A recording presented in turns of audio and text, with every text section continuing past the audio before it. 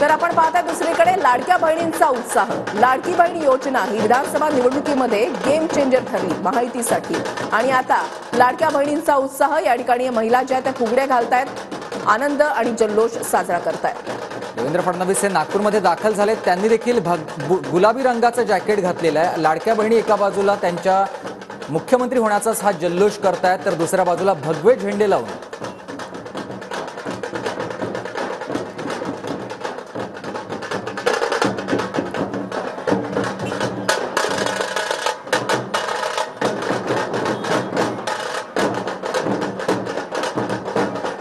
मी पुन्हा येईन असं देवेंद्र फडणवीसांनी म्हटलेलं होतं।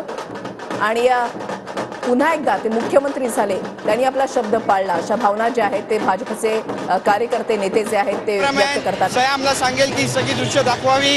देवेंद्र फडणवीस यांचं जल्लोषात जोशात स्वागत होत आहे।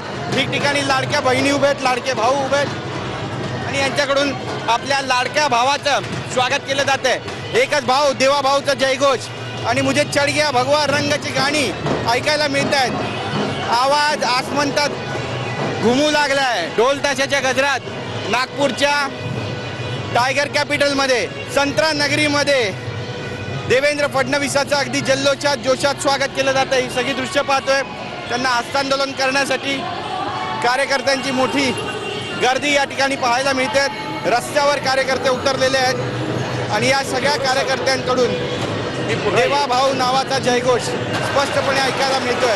नागपूरच्या या सगळ्या रस्त्यांवर आज भगवं वातावरण तयार झालंय आणि जिथे जिथे देवेंद्र फडणवीस जात आहेत तिथे तिथे अशाच पद्धतीनं फुलांची, गुलालाची उधळण करून त्यांचं अगदी जल्लोषात स्वागत केलं जात आहे।